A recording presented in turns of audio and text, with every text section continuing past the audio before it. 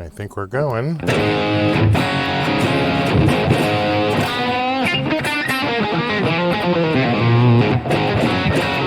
Check, check, 1, 3. Here we go. We go. All right. Oh, I see all the Arnold jokes in the feed.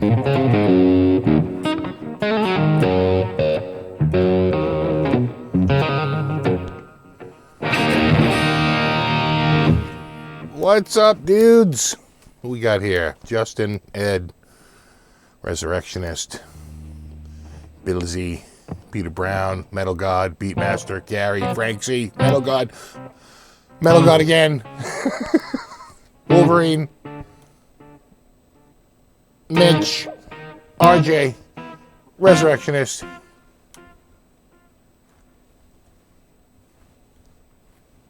I guess it's, oh, Dennis, Mitch, Mr. Starlight, John, Guitard It, and Colton, and of course Dale, and Electra, and Double R, and Ed, and Steve, and Big Perk, and Mark.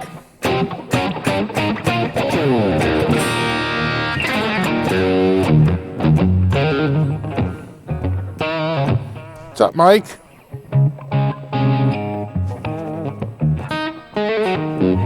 You got it, Agu Fish, whatever your real name is. I'm assuming some sort of clever anagram.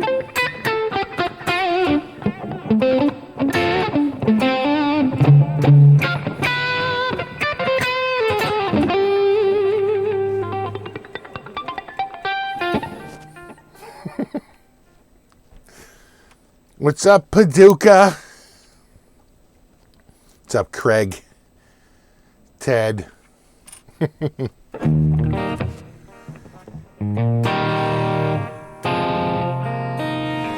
up, Neil? What's up, Wally?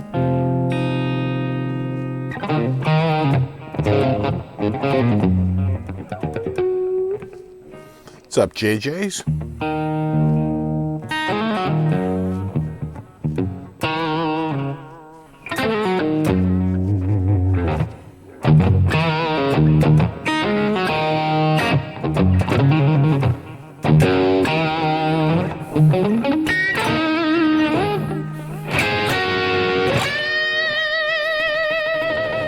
That's the greatest note ever right there.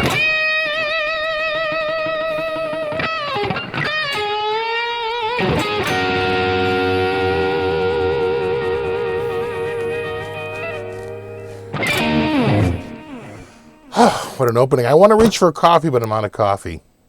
Cue sad violins right now. It's horrible. But I'm out. I drank it all. Unfortunately, I made the pot last night.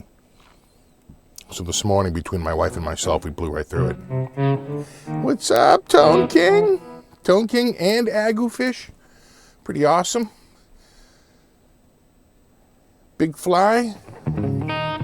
Hey, Whip's in here. Lando. Bam, Ozzy. I heard Ozzy was a little ill lately.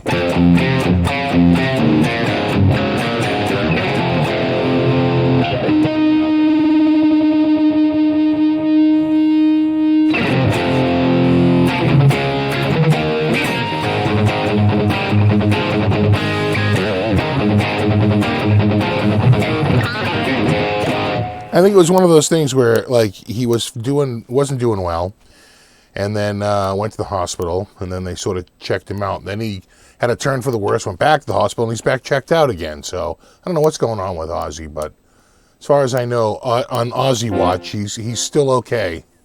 But I think they were talking pneumonia when you're like in your 70s. I think they were worried about him getting pneumonia. That'll do it.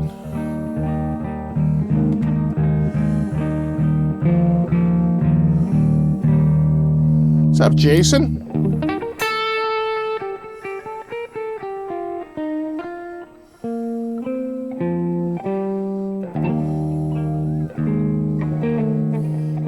Hit that shop 4.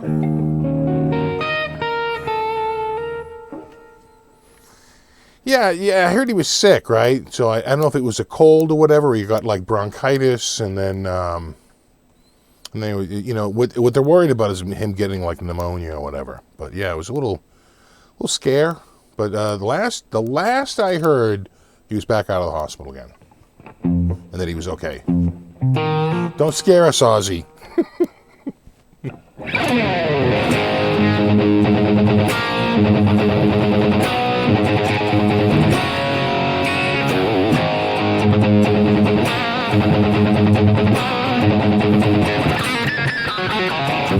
I think if Randy had lived, he probably would have played a Danelectro. I'm just saying.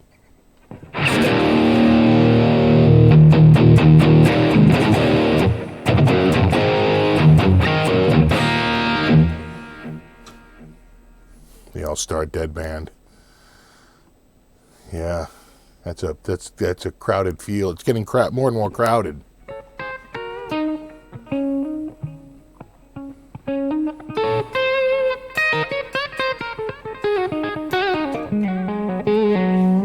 I forget about this guitar. But I have so many guitars with broken strings right now.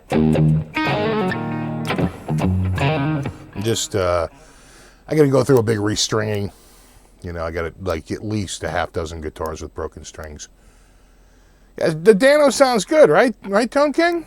It's a good sounding guitar. That's in humbucker. One of these pulls out. There it is. I can go in the single. Right, there's the single. You can really hear that. Versus much more humbucker.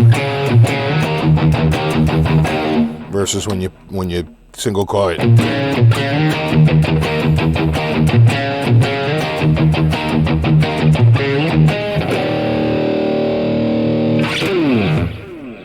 Hey, what's up, Barry? Thanks, buddy. Into the Void. I don't know if I know that one off the top of my head. Into the Void. That's a good one, too. All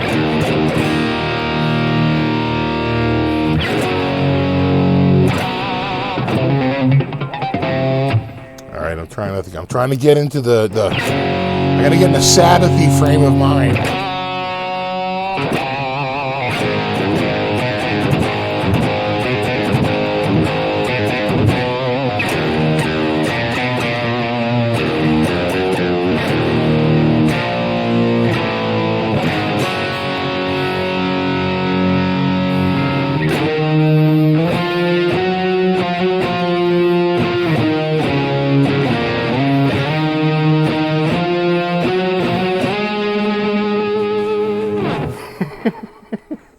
Thanks, Wolverine. Trying to think here.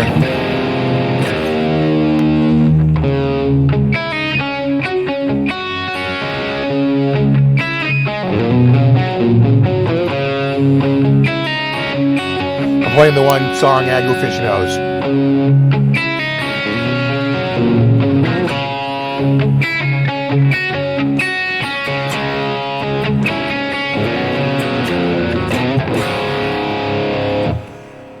I'm just trying to think. Electric Funeral.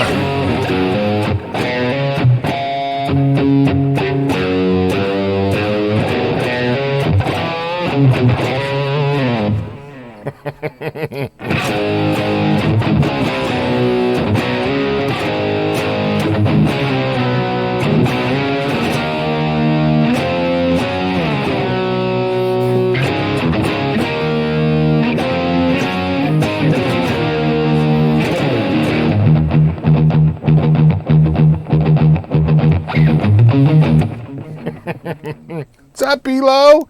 I will see you at the Dallas Guitar Show. Any thoughts on Robia Masad? I think you mean Rabia Masad. That's an R.A. Awesome dude. We hung out a couple years ago when they were in town here. And I see him at all the shows. And a genuinely good chap, man. And a hell of a player, right? What's so funny is that when I met him like 5 years ago, he was a much more introverted dude. Much more. Quieter guy. Much quieter guy. And he's really just come into his own in the last 5 years. hugely.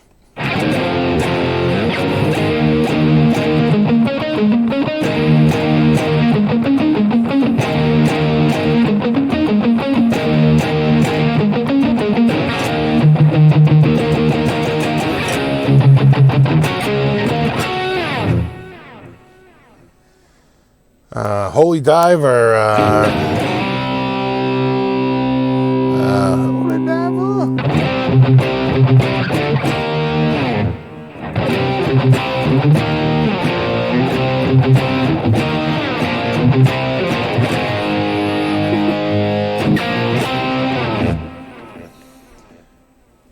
The Danelectro. Last guitar on your gas list. Yeah, we should talk about that. That's sort of the I was thinking, like, what are we going to talk about tonight? And we can talk about gas, which to me is more targeted, versus your impulse buy, which is more like, really? That's how much it is?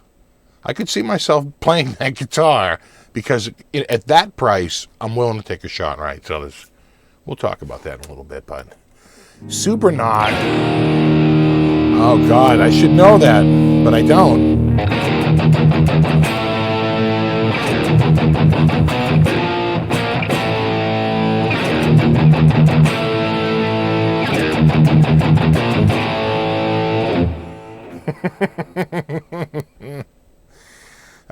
Something off of Born Again. You know, I saw them on the Born Again tour. I really did. And the show I saw, which was Providence, that's their live album. There's a live album for that tour, right? It's called like Alive Again or some Born Alive or some stupid name, I forget. Something to do with like Born Again, but it's live. And that's the show I'm at. It's a Providence show. I went really to go see, quite frankly, at that point, Quiet Riot, who to me was like an up-and-coming, like Sabbath was sort of over at that point. They were like meandering on with this new singer. And, you know, Dio was so good, and the new Dio album was so good. You know, this is 83. Dio's album's out by now. This is like the fall of 83. And, yeah, it was kind of... the best part, though, is when they did friggin'...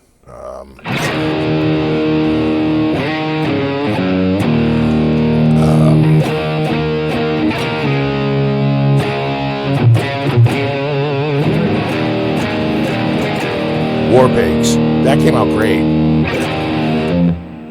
Boo Ninja. Here's some money for gas.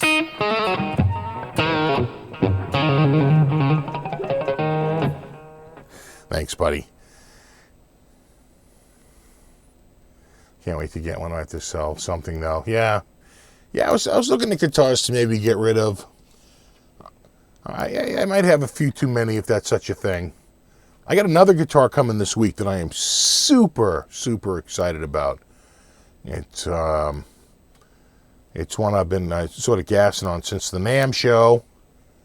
And it will be here this week. Just got a tracking for it.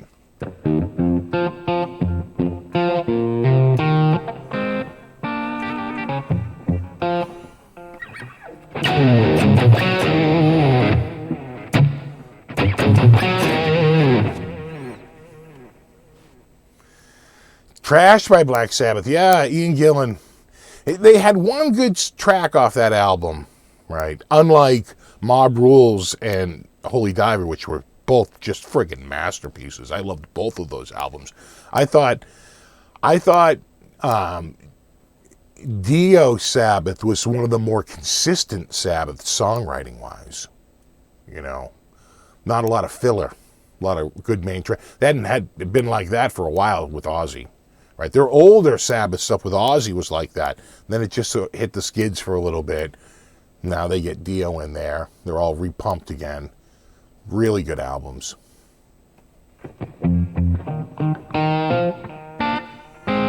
What's up, Bobby?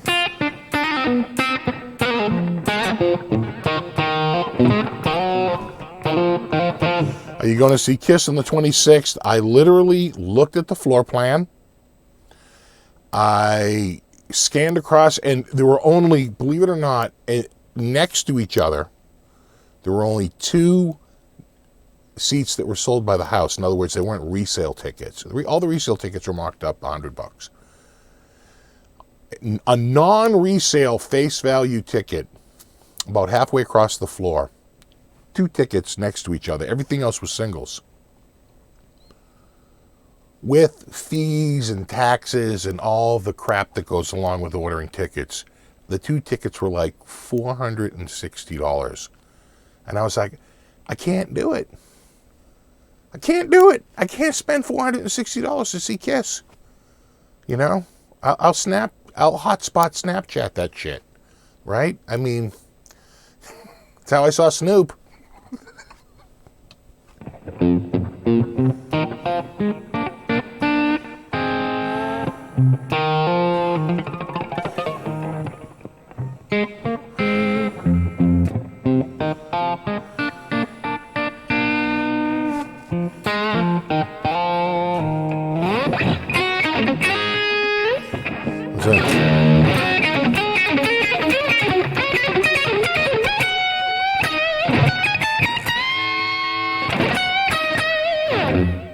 This guitar does sound pretty damn good. It's got some nice sounding pickups in it. It really does. Yeah, not worth it for Kiss. I kind of came to the same conclusion. It was just too much money. It's just, when I can go see Steel Panther for $25 a ticket and probably be just as entertained, right? I think the Buckethead tickets are $98 for the pair, and they're pretty good seats. Under $100 for 2 tickets. $50, $60 for 2 tickets. That's great. But Jesus, $460.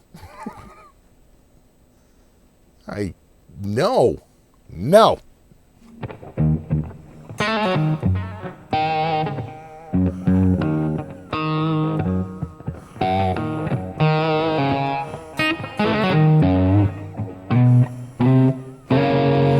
I've never seen a Danelectro with a whammy bar. They use Wilkinson. I feel like I'm getting a little hot here. Let me know if that sounded like it, didn't that sound like it popped a little bit there? Right, a little overmodulated. Can I hold the guitar up? Yeah, sure. You know what? Let me bring my video up. There she blows. Oh, it's a Danelectro.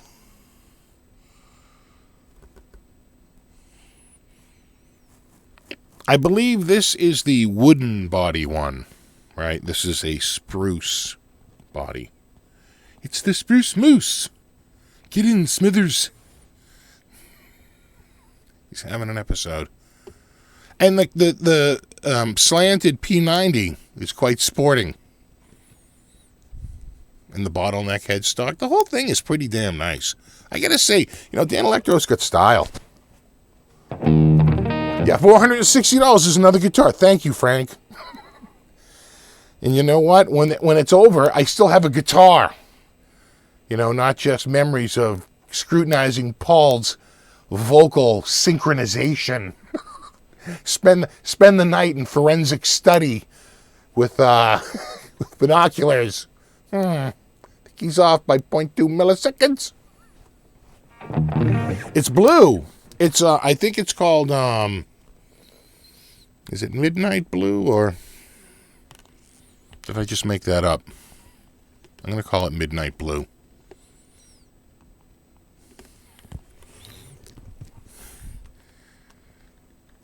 You can see it's bluey.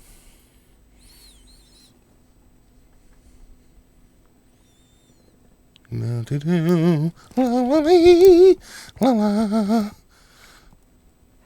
we go.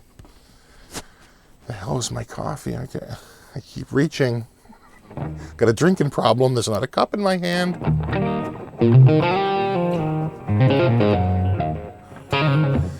PDX Guitar Freak, what's up, buddy?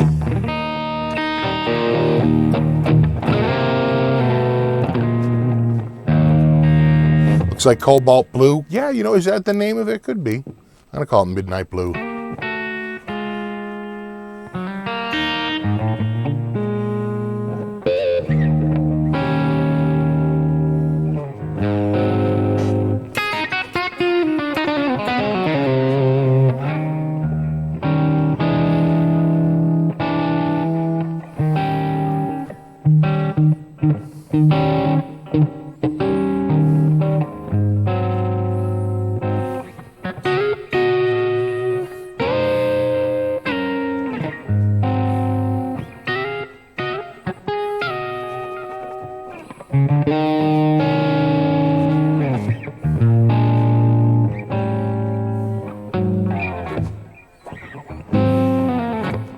That like woody.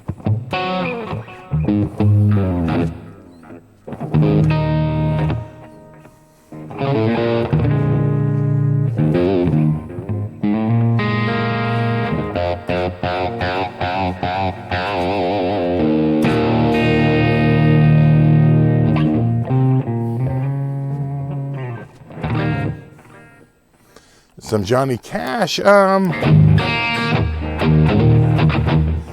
That's in like E, right?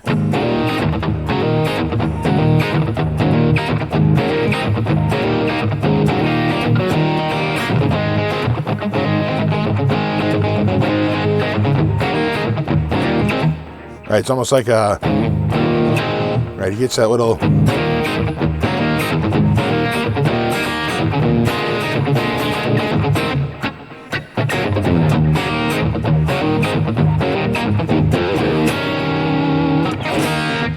Something like that. That's nondescript. Hey, Justin, thanks, buddy. Yeah, check out PDX Guitar Freak. He's really got he's got the chops. He's got the Van Halen chops. One of my oldest bros on the tube, and a lot of cover stuff, you know. And when I think YouTube used to be a little bit more relaxed about that. They were so weird. They were really militant for a while. In fact, I think he had another channel that he lost at one point for doing Van Halen covers, and then started another one, and then they seemed to go on for a while, and then I think they're back to militant again.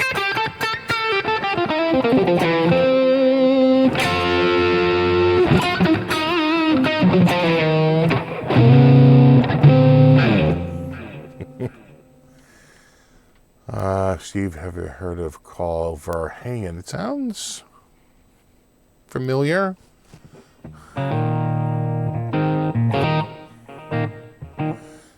Sounds, like Dutch or German or something. Dutch.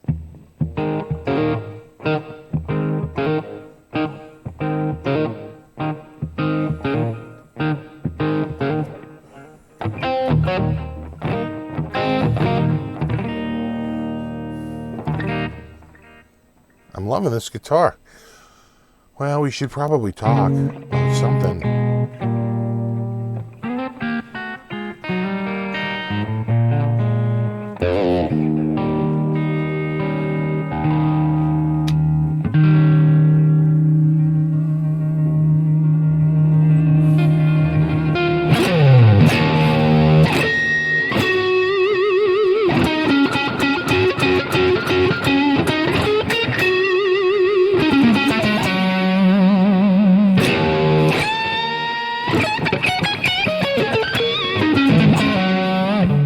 Almost the tame, like that. The brightness of that pedal, I could move to like a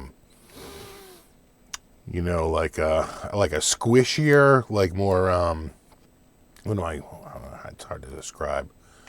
Yeah, something like this. The the distortion pedal on this is literally called vanilla, right?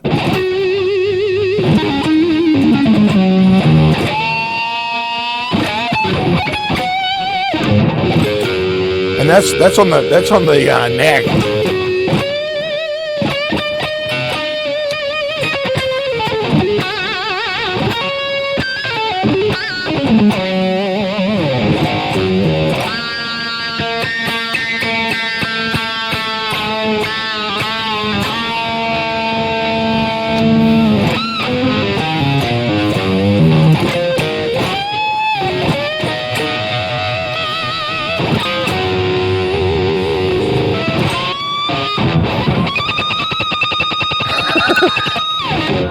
I have to add frets on this guitar.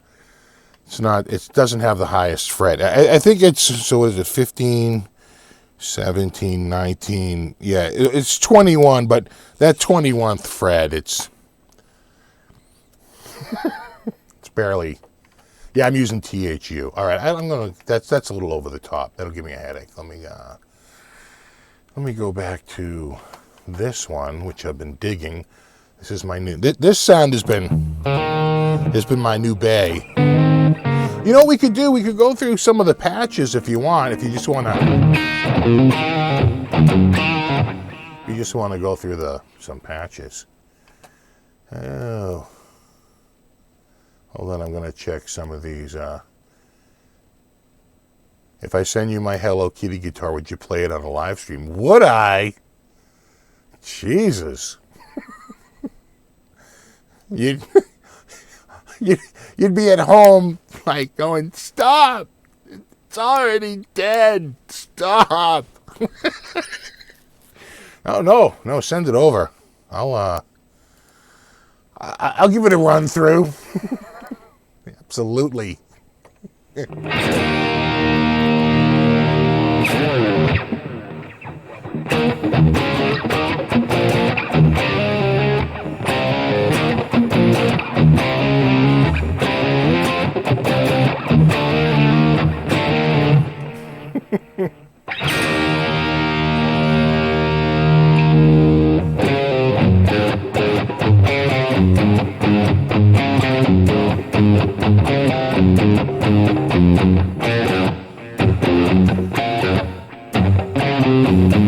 This is what I'm going to play on it. Agu Fish.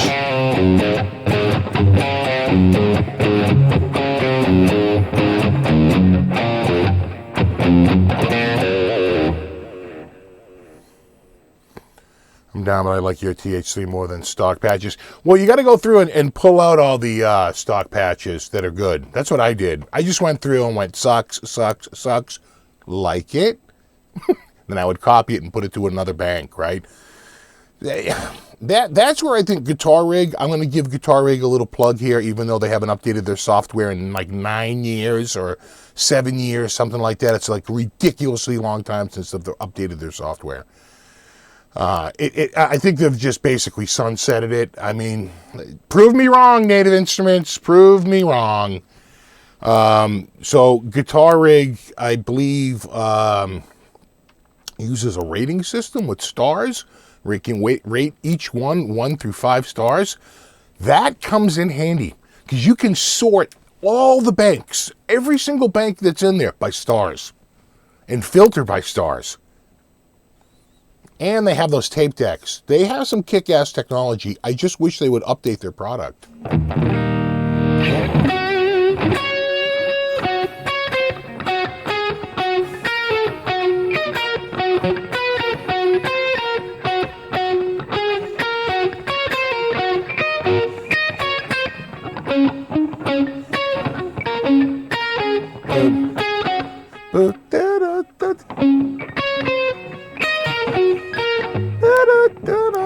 God, I can't think of it right now.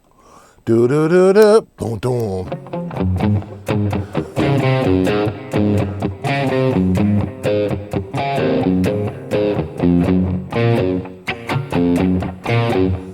Did I meet Panos Avanitis? Thank you.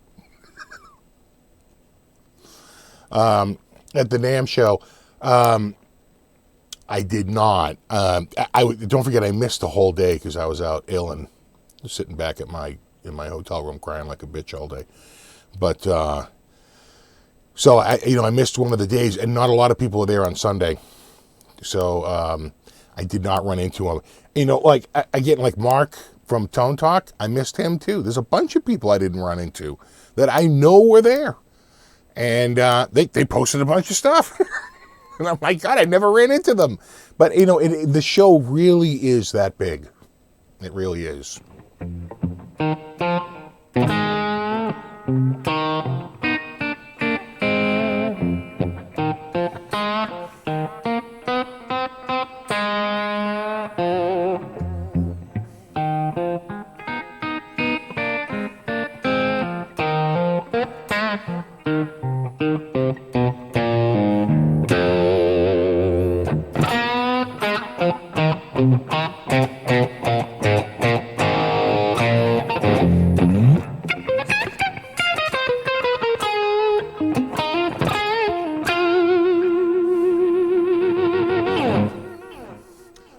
John, what's wrong with being sexy?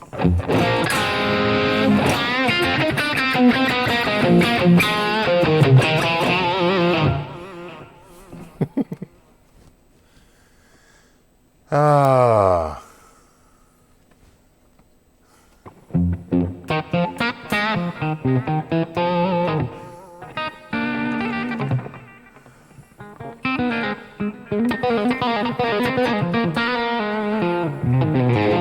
What's up, T. Jackson?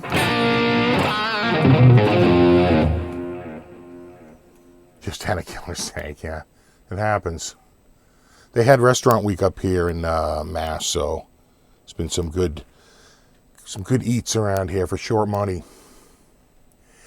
So we should talk a little bit, as the title suggests, usually about 30 minutes in. I like to start to get into the topic of the night. And it's sort of what I would call gas, where you want a particular piece of gear, right? You're in the market for it. You're looking for it, right? I'm in the mood to own an SG, a Les Paul, a Strat, a Tele, whatever, right?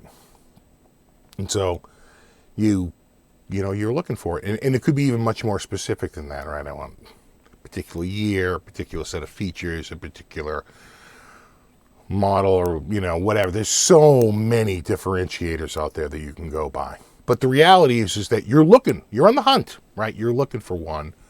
Now, you could very easily just go out and buy one, brand new, spend top dollar, but where's the fun in that, right? And so I think, for me, and it is probably a bit of an illness, but it's like a game of not only getting it, but getting it at a really good price if you can, right? If you can find it somehow and just get it for on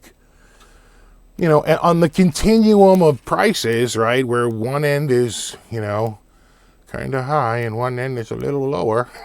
You want to be on the low side, right? If you can. So, again, and it doesn't work all the time. Like the Tele, I just wanted that. And I just bought it outright. And I paid top dollar for it because I wanted to. So, I mean, trust me, there's no shame in just outright buying it. Don't say that. But if you can wait, if you can exercise some patience, you can tend to do pretty well if you know what you're looking for. And, you get familiar with the market and you get familiar with prices. Compare that to the impulse buy.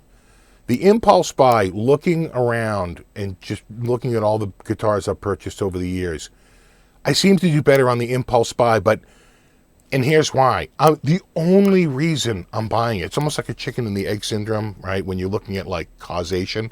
The only reason I'm buying it is because it's a crazy, sick price. A ridiculous price that's, you're like, what? And the only, right? So it gets to the point where you're like, oh, thanks, Justin. Played American Strat since '88. Bought an Epiphone Les Paul Plus Top to try out. Love it. So you don't need to buy Gibson. A lot of people feel the same way as you, man. A lot of people feel the same way about Squier. It's even more so with Squier because they use the same headstock design, so it's even closer to the American counterpart than Epiphone. So, no, a lot of people that feel the same thing. So here's what I've just noticed. Oh, thanks, Clever Duck Studio. The impulse buys are risky. Okay? I'm going to be right up front. There's risk involved because you're on a short time period, you're making an impulse buy, and, you don't know how this is all going to turn out. That's where it's, I think, a little bit of mitigation, right? What I would call risk mitigation, or just basically, how can I get out of this? And there's two ways you can do that. One, you just buy it at a price that you could sell the next day for, right? It's a ridiculously low price that no matter what, you're pretty much going to get your money back. And then the other one is just a return policy. You're buying it from a vendor that has a return policy, like Guitar Center or Sam Ash or wherever you're buying it from, and they have a generous return policy. You can just bring the stupid thing back if whatever, after the honeymoon's over, right? Things aren't working out. You can bring the thing back. So I just started thinking about a lot of my purchases, and I would say that my best deals are, and this is to put it, I think a little gently, sort of capitalize on confusion. I think at the end of the day, myself, and I don't know if this is a healthy way to look at it, but I see it as an adversarial process. I see the other person and myself as having conflicting, right, interests, competing interests, right? We have a serious conflict of interest between the two of us. I'm trying to buy it for the lowest possible amount, and they're trying to sell it for the highest possible amount. There couldn't be any more diametrically opposed, right, positions. So that's where I think doing your homework, and that can take some time. And I have lost out on deals that, looking back, I said, if I had just known at the time what I was looking at, oh my God, I would have scored big. But I just didn't know. Will you provide some online lessons in the future? Yeah, I've thought about doing that. I will. That gets a little tricky, though, because I need software to input the stuff. And no one wants to do it without something they can download, like tabs. Then you need a site to host the tabs, too. So I'm working on it. We're getting there. But, as far as, getting sort of a handle on what they sell for, I go to eBay, right? So give you an example. I come across a guitar that looks really interesting. I'm already just struck by the guitar. And I think it might be something that's like an American-made Strat, maybe a very narrow series, like the California series, right? Particular series. And it's up for like $549. And I'm like, for an American-made guitar, that's pretty damn cheap. But then I do a little bit of looking, and I'm checking out, and I say, oh, no, wait, I'm wrong. That's actually a Mexican-made special. It's sold for considerably less money. Wrong. False alarm, right? So that's where knowing what you're looking at makes a huge, huge difference. I can give you a couple of good examples. In fact, one that just happened this week. I don't know if you can see this. It's kind of on the big side. But you see this here? You see this keyboard right here with those double screens like that? You see that? This is a Native Instruments complete keyboard. Those two big screens are high-res color screens. This keyboard came out about not quite 2 years ago, maybe about 18 months ago, something like that. It replaced an older model, right? Replaced an older model. They get confused between that first model and the second model. The first model sells around $250 to $300. The newer model sells around $400 and up, really closer to $500. They're $629 new, and they just came out. So I saw this on Guitar Center used for $249, and that was the photo. But it was listed as the first one, right? The Mark I, not the Mark II. Call them right up. Again, this is a bit of an impulse buy, right? I call him right up, and I'm like, "Hey, does that keyboard look like it does in the photo?" He's like, "Yeah." I'm like, "Sold. I'll take it right now." And it works amazing. But here's the thing: what if it didn't? What if it showed up in the software? It didn't come with software. Luckily, I had the software. I have an older version, but it has the software necessary to run it. That's a huge downside to getting these used versus a guitar. There's a lot of technical crap you got to go through with these. But, I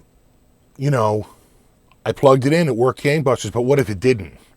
Because I bought it from Guitar Center, I'd be able to bring it right back, right? Get my money back. And,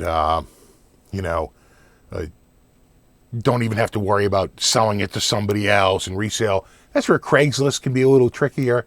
Because now you bought it off of someone. Now you're stuck. Now it's your problem, right? Now I've got to resell it. It just goes down that road.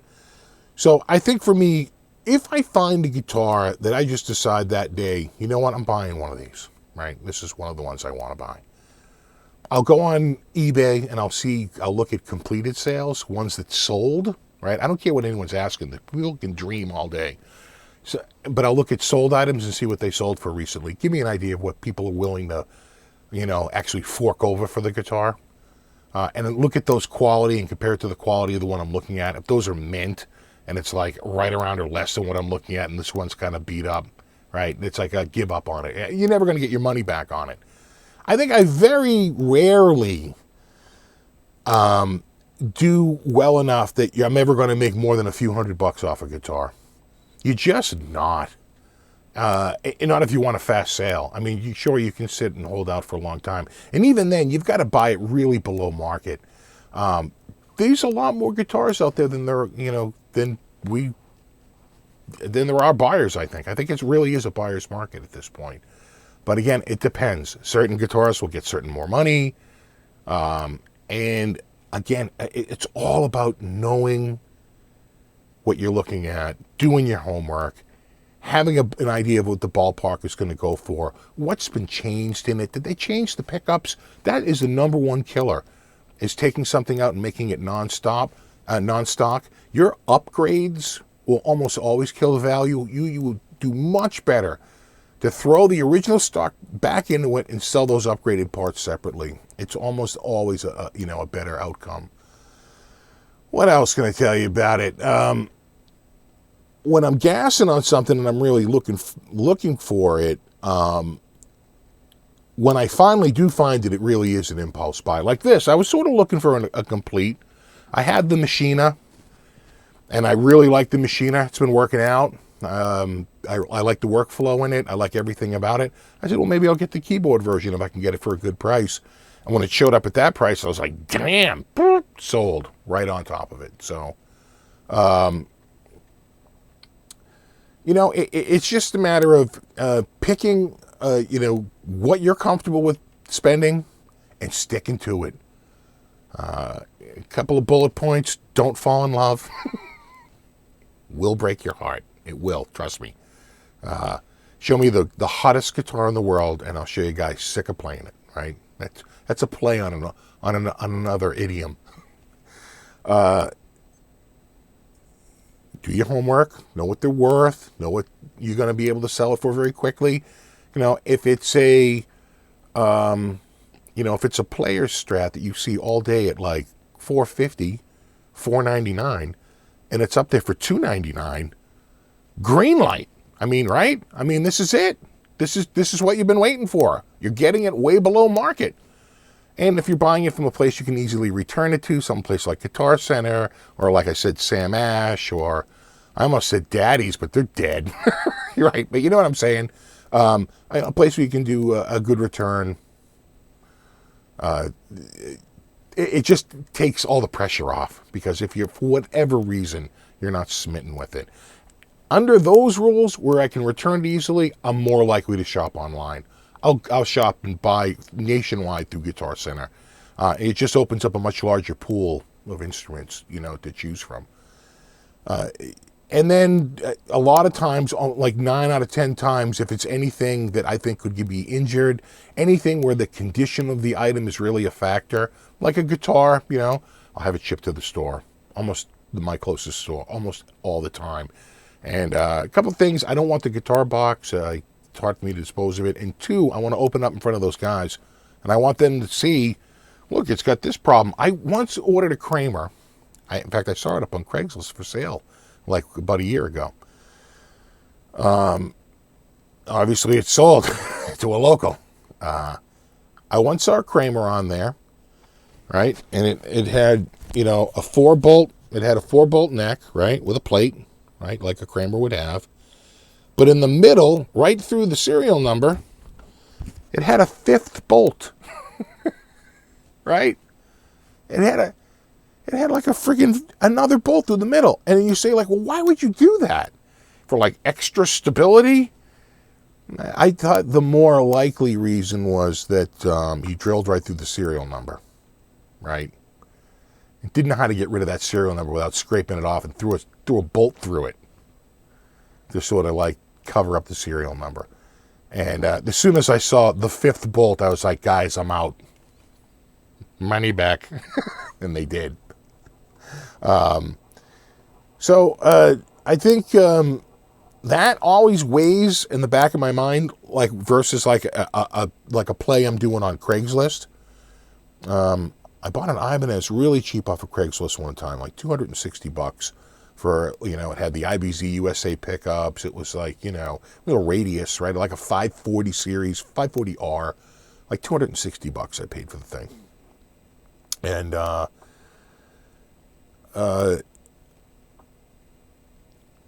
bought that so cheap, I felt confident like the next day I could sell it for $300, right? I mean, it was like one of those things where then I feel really just no problem at all about it, right?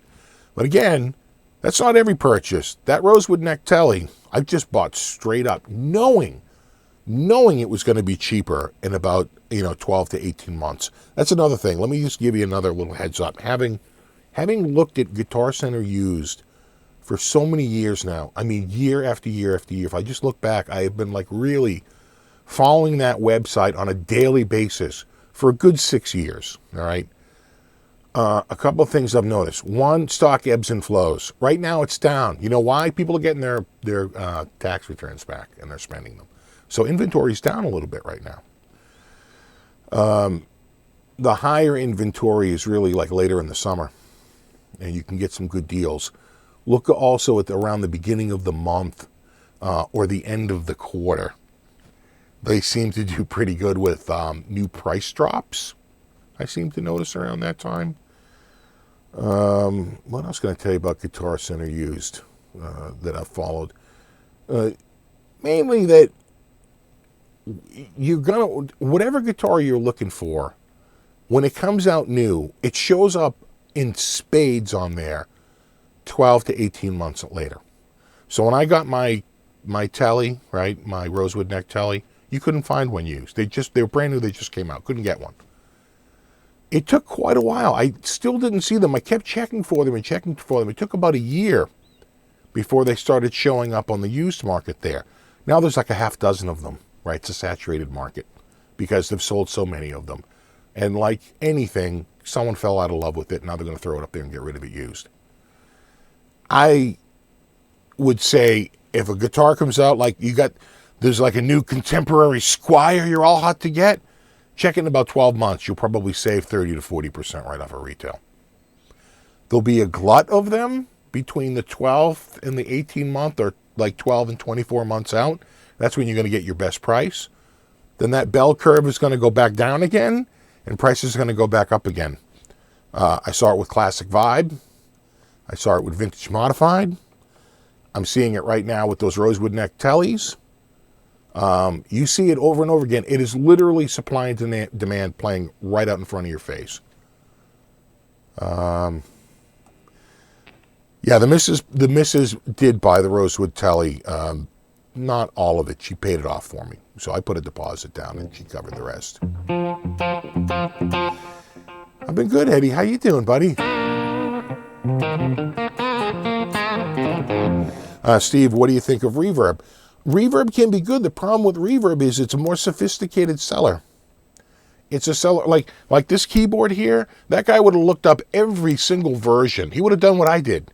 He would have looked up every single one. He would have calculated what the last one sold for, and like for its highest price, and then priced it at that. He's looking to maximize his dollar. Doesn't want to leave a nickel on the table. And I get it, right? That's business. I get it. But as a buyer, I don't want that unless I need something specific. I need a channel-bound rosewood neck Strat Select with a bird's eye maple inlaid fingerboard. I might have to go to Reverb to get something like that. I can't find it anywhere else because it's sort of rare, and that guy is going there because it's a free listing and it's a lower payout when it sells. So, sometimes if you really want something, you've got to go to Reverb to get it. It's just not listed anywhere else. But I take my chances with Guitar Center used. I like the return policy, and they tend to be a little bit better. Now, don't get me wrong. There's tons of garbage on there, okay? It can be absolutely a graveyard of, discarded souls. Looking through some of the stuff, you will see some of the ugliest guitars in the world go through there, right? But don't let that get you down. They churn stock so quickly. It's always churning there so fast. I'll give you an example of them trying to get rid of a guitar. They have a PRS. I search for PRS every single day. They have a PRS up there right now that's $1,100 off. right? It was $2,500. I think it was up there for $24.99. It's a 10 top charcoal single cut. They whacked $1,100 off the price. It's up for $13.99. That's a great price. That's a killer price, $13.99. For a 10 top single cut. I don't particularly care for that exact guitar, or I would have bought it, because I know that at that price, like I said, I can sell it like the next day. And if I get it home and I really don't like it, and I don't want to go through the hassle of reselling it, I can bring it back. But I know I can score that guitar for short money. They had a Jackson Soloist on there the other day for $9.99 with EMGs, and it was like the super dark red. Forget what they call that one, but it's like it's almost black, but it's not black. You can clearly see it's like a dark red. It's like an ox blood. It looked nice, man. What's up, Chad? All right. Yeah, something to watch with music garages. They typically have a store credit return policy and not cash. Yeah, you got to know that. So a lot of stores are like that. We were like that because people would take advantage. They would abuse it. And you could only get store credit because people would come in and they would buy a PA system. They'd go out the door with it Monday morning after gigging all weekend and earning money. They come back in with their credit card and they're like, I want to return it. Just put the money back on my card. And we'd be like, oh no, here's the store credit. You can spend it on whatever you want. And let me tell you, there'd be freakouts. And we'd point to all the signs, no cash refunds. And they'd be going, I don't want cash refund. It's store credit only. Store credit only. Oh my God. They'd be like freaking out. But it's because they were abusing it. They were showing up to take a PA. They don't want to pay a rental fee. They don't want to rent a PA. All they want to do is take it for the weekend and bring it back on Monday. So I got my USA Soloist on Guitar Center used for $11.99. That's a great price too. You know what? The Soloist is usually about a $1,500 guitar, about $14.99. You know, once you get under $14.99, you're doing pretty well on a Soloist. Anything below that, you get a lot of great prices on guitars compared to the UK. Yeah, well, it could be worse. It could be Australia. Those poor guys, my God. I talked with some of my Australian friends. I can't believe what they pay for prices. It's crazy. No, you rock, JT. What's the return policy on plugins? If you touch it, you own it.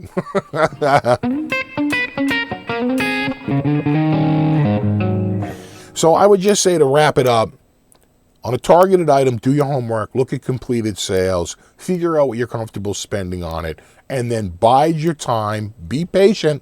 When it shows up, just jump on it.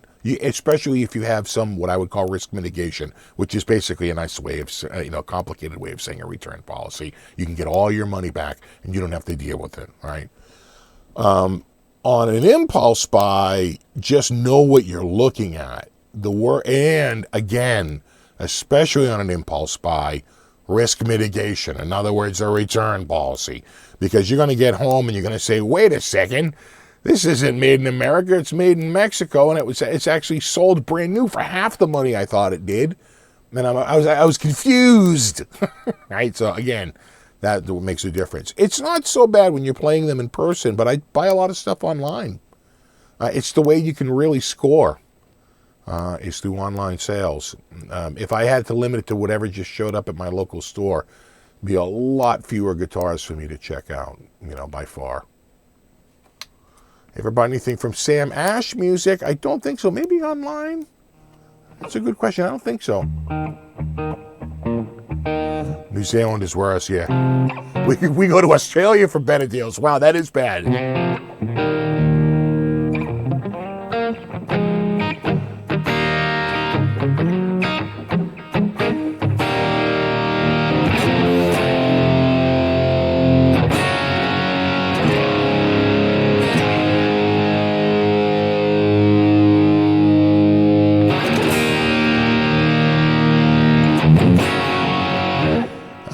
Steve from Boston, thanks. It's the patience that I'm struggling with. And that's a funny thing. I'm glad you brought that up. Patience is a funny thing. Because how long are you going to wait for another $50, another $100? right? So that's where it's a judgment call, and everybody's different on where they would call it. Me, I'm cheap, and two, I have a lot of guitars. My need for another guitar is non-existent. It's all wants at this point, right? We'll convince ourselves we need it, but we don't, right? We really don't. I mean, look at Hunter's, Agufish's freaking Hello Kitty guitar. Thing sounds amazing. Put a nice pickup in it, do some nice mods to it. The thing came out amazing, So you don't need it, but we want it. There's no shame in that. Deep Purple, Black Sabbath, or Led Zeppelin, you mean the play? Yeah, of those three, I'm ranking them. I think I'm rating them all on the same level. It's hard to choose between them.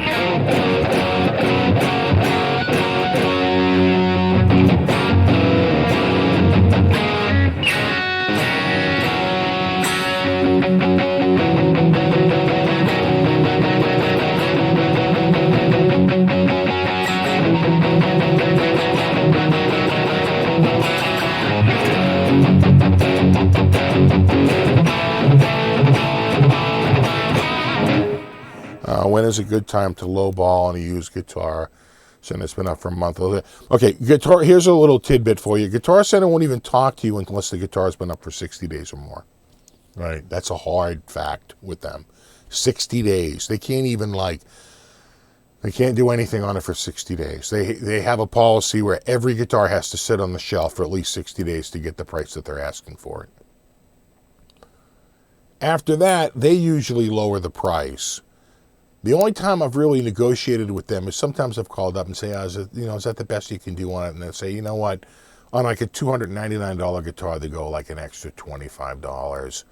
Or on a $350 guitar, I think they went $50. They went $299. So we're not talking huge discounts here.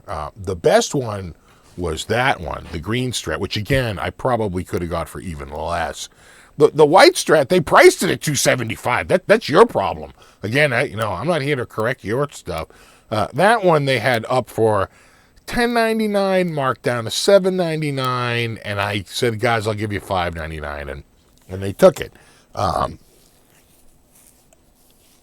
I probably should have said $4.99. And let me give you another bit of advice. You never offer $4.99, okay? That's what sellers do. It's psychology. It's $500. I'll give you $500. Because $500 sounds like more than $4.99, right? You're into the fives. It's $1 difference. But just as the psychology goes one way, so goes it the other. You never offer $4.99, or $4.49 or something like that. I'll give you $4.50. I'll give you $500. That'll work better, I find.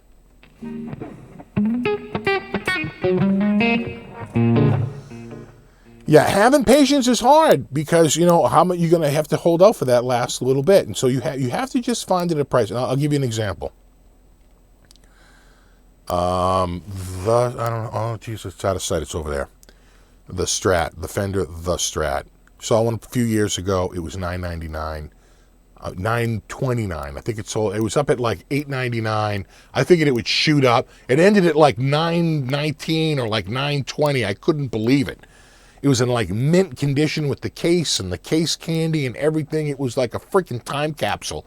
I was like, my girl. I was like, nar. Narp. So I was on the hunt. I said, "Oh, fine. They're probably up here all the time." Took 5 years. It took 5 years because they were all garbage. They were like the paint was half falling off, but they were just somebody's trash that they had beat the shit, for 30 years, and now they were trying to sell it for top dollar. Not going to happen. Not going to happen. Finally, 5 years later, on Guitar Center Used, one showed up in damn near mint condition for $9.99. Boom! Right on it. Like throwing my money. No, quickly. Right? You have to. You have to. Because if you don't, I was going to miss out on that, easily. Just like I missed out on that Soloist. I knew that Soloist was going to sell. It sold pretty quickly. That McCarty, that freaking McCarty MC58. I'm just coming to realize just how expensive that guitar was. Again, that was an artist top, binding on the neck. It was like all the latest accoutrements with the brushed aluminum pick. Oh my God, it looked so amazing.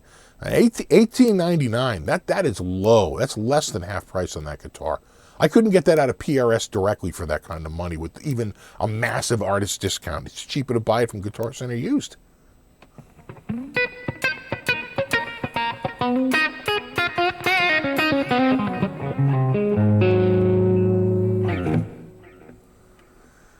See, you guitared it.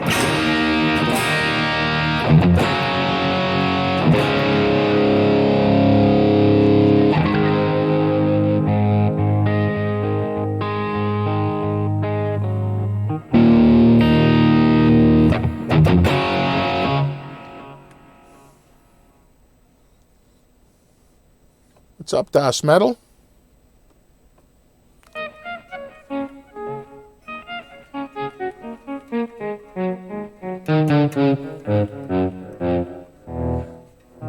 If you want, we can go through some patches, or... I'm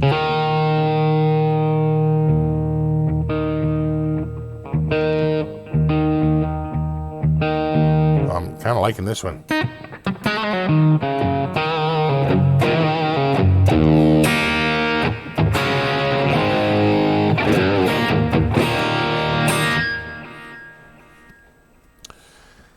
So I'm just trying to think of my, that one was a guitar I had been sort of gassing for a little bit, and then and they were all at like $8.99, $9.99. If you were lucky, you could see one for $7.99, right? They were everywhere because they just had a run of them, and they were all over the place. That's the Ibanez RG3120, gorgeous maple, flame maple top on a mahogany body. It's that guitar right there, and that showed up for $4.99. $4.99. It's because it had a ding on the back of the neck. A ding I quickly filled. Same with the Strat, the other Strat. Sometimes you can get stuff like that, right? They've got some sort of a wart that is easily fixed a lot of times. Just fix the wart and you're good to go. I got that Strat, the one with the humbucker. I don't know if you guys saw that on Facebook or Instagram. I threw up a picture of my Strats. I could not believe how many people really... I said, which one? And so many people went for the one with the humbucker. Interesting insight. But that guitar came with a massive ding in the back of the neck. Again, way below. It's a guitar that would sell for $800-900 all day long, and it was up for $650, and I got it with no tax. So that's the equivalent of with tax, around like $605, somewhere around there. So $605. The Strat just cost me $605. Insane price for $31.20, right? I couldn't believe what I was seeing. I was like, there.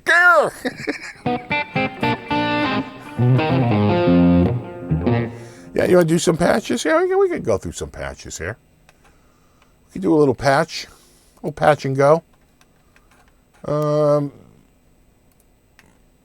These are in no particular order. I'm just going through stuff. Let me just what I'm gonna do. Can I do it? No. Can I work this? I can. There we go. All right. I just want to be able to see the chat, while this is going on. And it was filling the whole screen. I couldn't see you guys.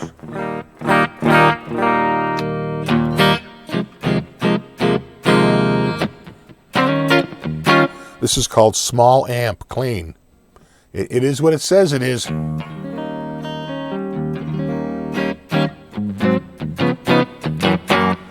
Got Got a PRS yet? Not yet. In fact, I was going over talking with Tone King about it yesterday. This is called Combo Distortion.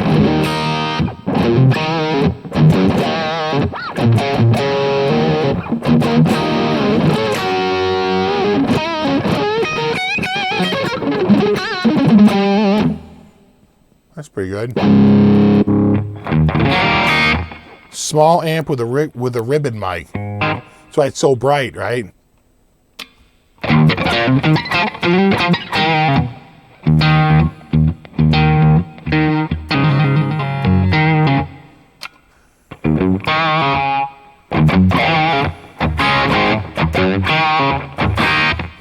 Did you end up picking a PRS that you're looking at grabbing?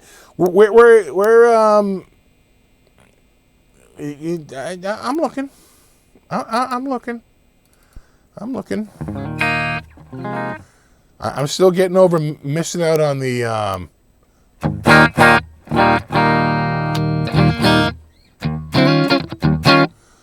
on that whatchamacallit one there, that McCarty.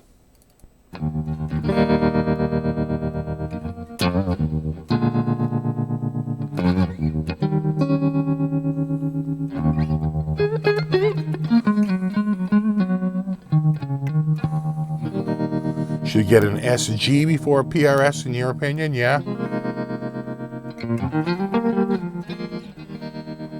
I tell you, the PRS I was looking at,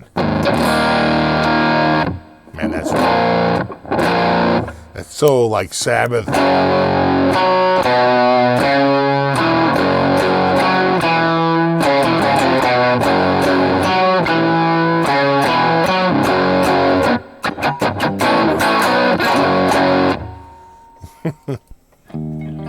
$100-watt clean. There was a CE that caught my eye.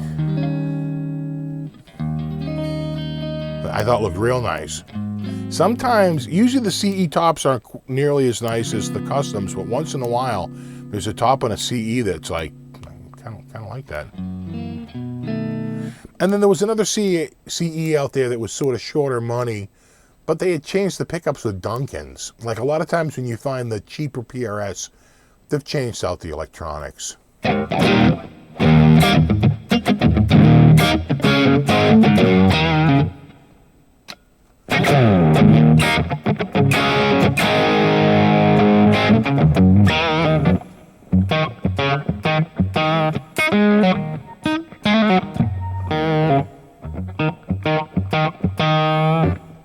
Maple or rosewood fretboard for stretch. I find they're a little different. You know, lately I've been doing more rosewood, but I have a lot of maple. I like both. It feels like maple's a little snappier, but it's probably just in my head. And it could just be the particular guitar with those particular pickups, you know. That was called Crunch Split Cabinet. This is called Midlands Lead.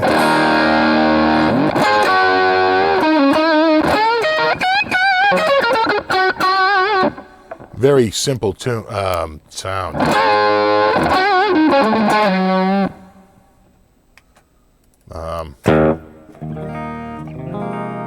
Brit clean.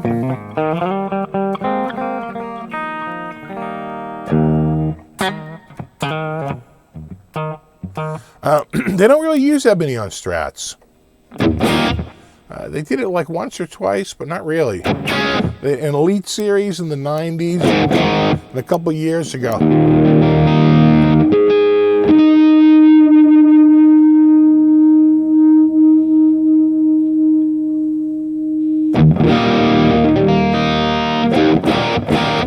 Forget Patch's ding fixes. What? How to fix a ding?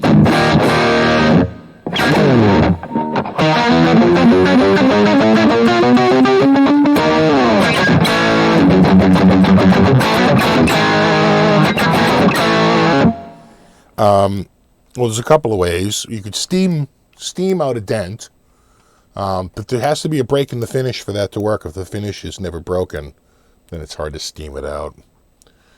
Because you'll never get the water below the surface. You'll never get the steam below the surface to fill up the right, to fill up the cells, right? The cells have collapsed, and what you're going to try and do is fill them with water and steam them out. But if there's no break in the finish, then you can't do that. It's really for deeper stuff. I use super glue drop fill, and there's a great video out by Dale Earlwine where he does it to the top of an acoustic. The main thing I would caution with you about that is that you're going to have to scrape the back of it. If it's on the back of a neck, you're going to have to scrape the back of that neck with a razor blade. And you just think about like curvature and the straightness of that razor blade. And remember, you have to match the curvature of that blade with the neck, which means you pretty much have to go sideways. Once you start to turn any angle instead of parallel, perpendicular, the curvature of the neck will be off and you will scrape that neck. You will scrape that neck like you can't even imagine.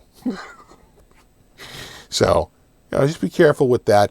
Other parts of the body, it's no problem. I did a drop fill fix on the side of this. Came out great. Nice and flat. No problem at all. Very easy to work. It's when you drop fill in the back of a neck. You've got to, at some point, you've got to back scrape it. Right? You put a little bit of tape, scotch tape.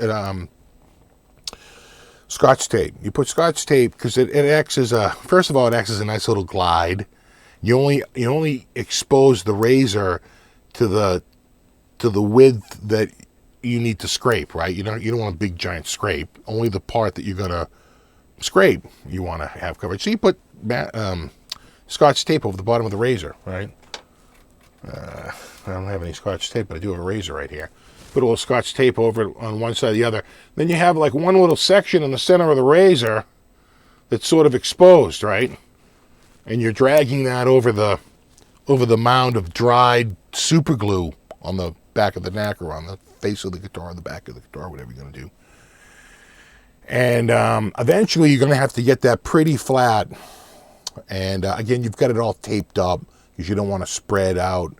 And then you're going to take some sandpaper, and he uses strip sanding. I tend to use a little sanding sponge.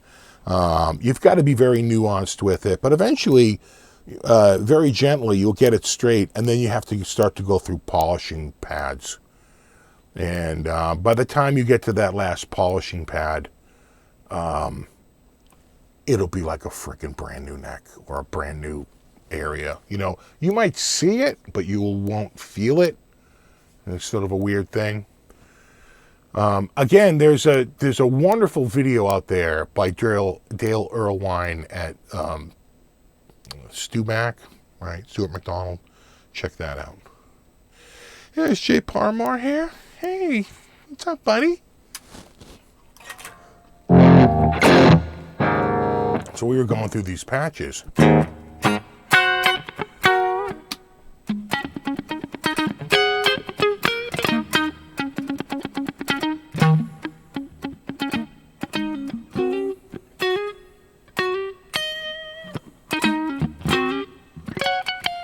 So compressed.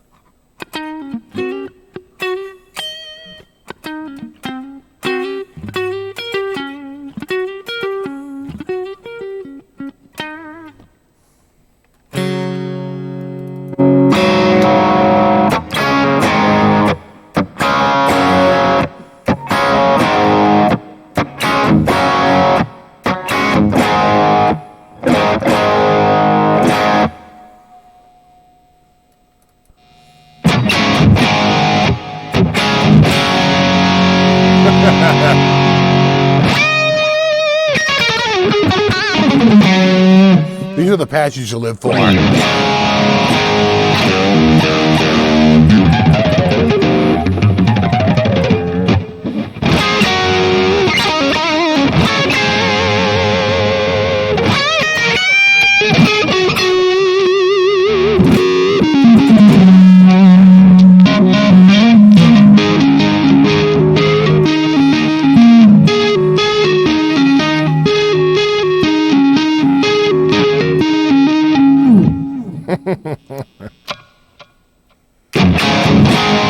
Did your Ernie Ball gas go away?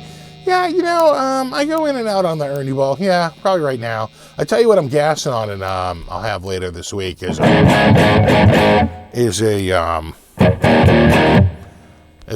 Vola. They're top of the line model too. It's like they're the best of the best of the best. We're looking for the best of the best of the best. Oh man, so scooped.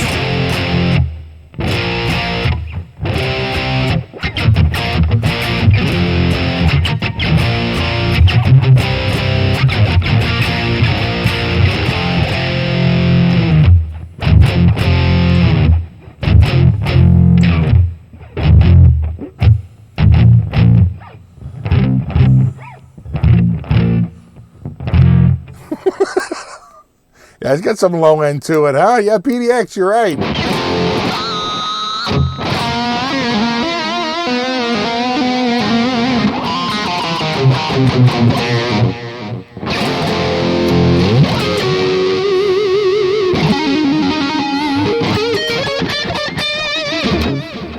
Sounds good, huh?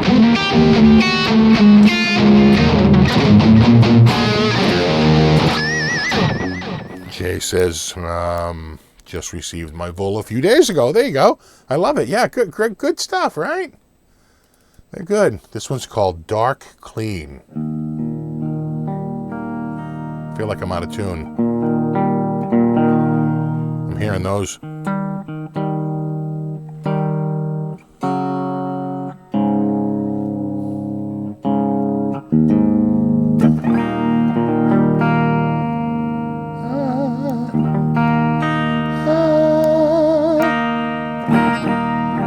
Yeah, I'm using THU right now. Sorry.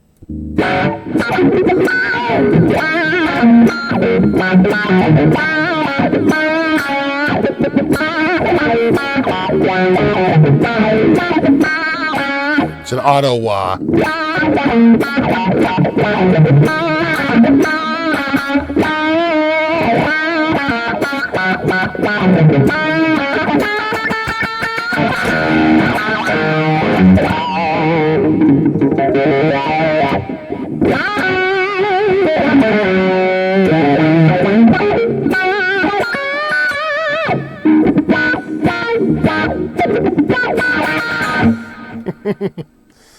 Tell you this town ain't got no heart.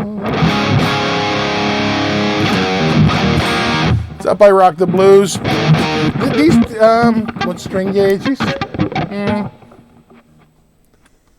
Those feel like 10s. I mean, could they be 9s? I suppose. No, those feel like 10s. Those feel like 10s. I'm calling it. They're 10s. But I tend to use 10s and 11s. Sometimes 9s, but pretty rarely.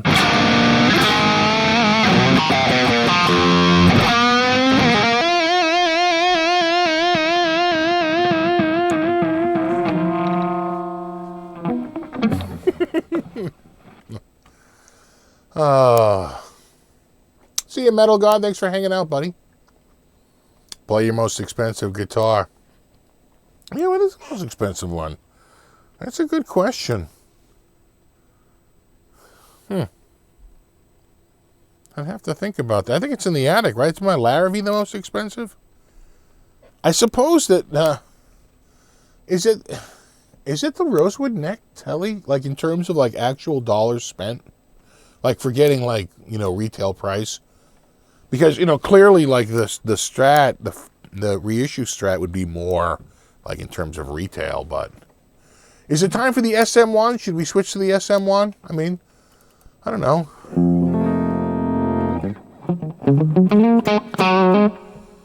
I'm just going through these patches.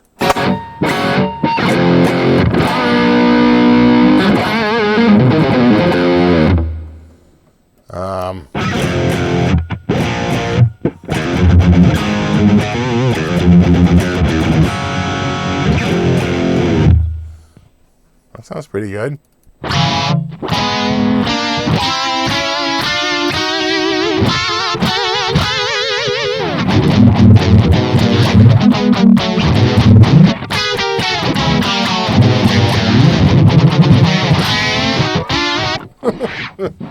the hell was that?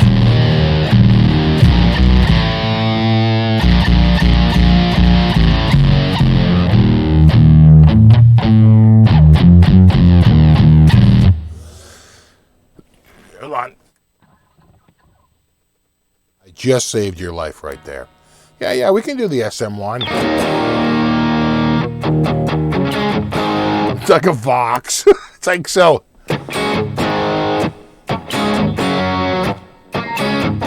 It's so, oh, Mr. Bakery Boo.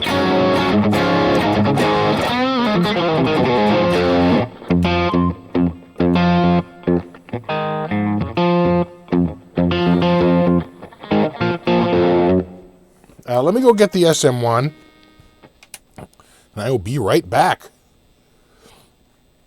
Now I'm going to turn this off.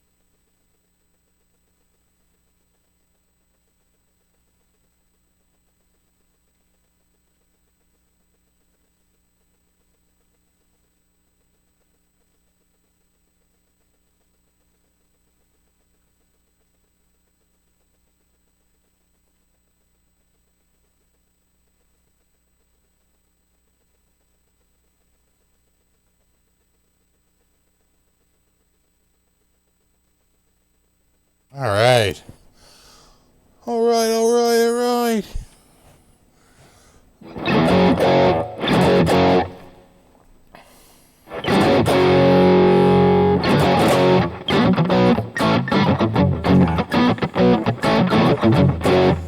There we go. Sounds like it's in tune.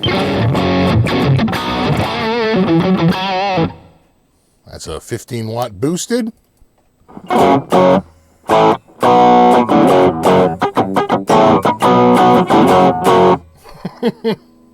All right. With this kind of guitar, I have to go back to my normal stuff here. I think I need something like...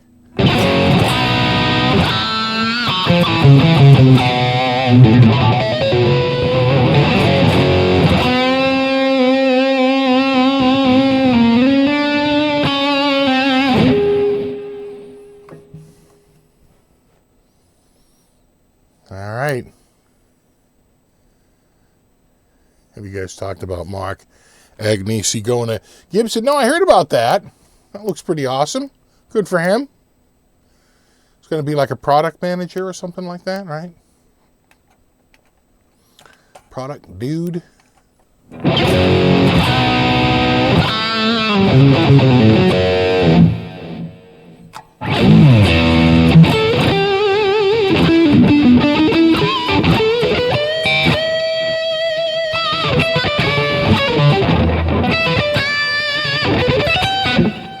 It's a little weird going to this after that guitar. They're very different neck profiles. Let me see. What do I have here? I sort of liked... what was I liking? Was it this one?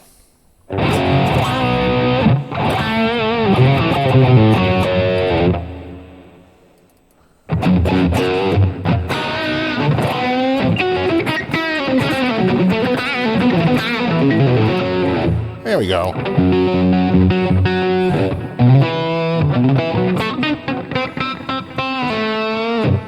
What's up, Scott Me 50? All right, here we go. Am I in tune? Like in tune?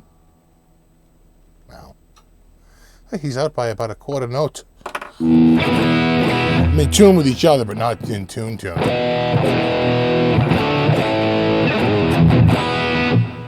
Hey, SFB, any gigs or stuff coming up? I'm going to the Dallas International Guitar Festival in May. Heading back to Germany in June. And going to the NAMM show in Nashville in July. Hello, SFB. Hey, thanks, Das Metal. Loving my Kramer SM1. Same one you reviewed a few weeks ago, like this. Thanks for the great review on it. You rocking us all out. Awesome, man. Glad you dig it. I love this guitar. And what's not to love? So where'd you get it? A couple of places had them. Did you get it from AMS?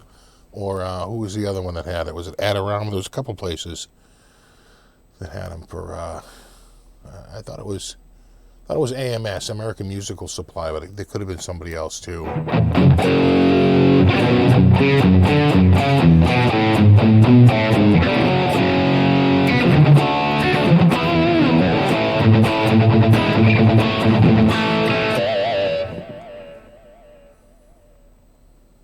I wanted one of those Kramers, but as usual, New Zealand doesn't have any. It'd be a couple of grand, no doubt. What's that worth? The USA. These I think are going to sell around $8.99 or $9.99, somewhere around there, about a grand. But they were blowing them out. You're not going to like this. They were blowing them out for I want to say $700, even less at some places for short periods, maybe with extra coupons applied. You could get one here. I think maybe as low as $6.29 for a limited time. So a relative bargain.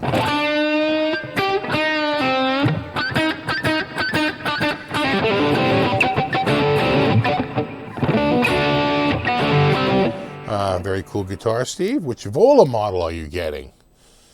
I'm getting a Blaze. The Vola Blaze. Not to be confused with the Blaze X.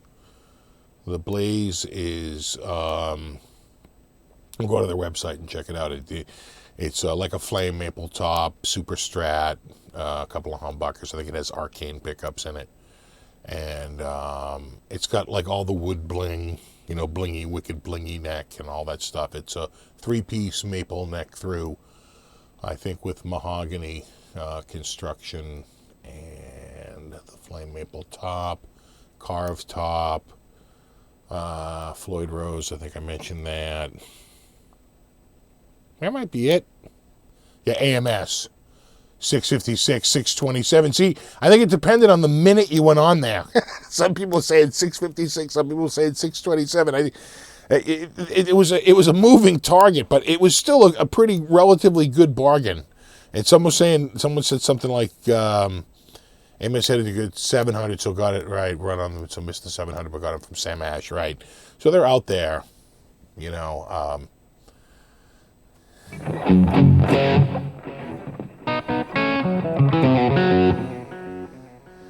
Are you going to Summer NAMM, Robert?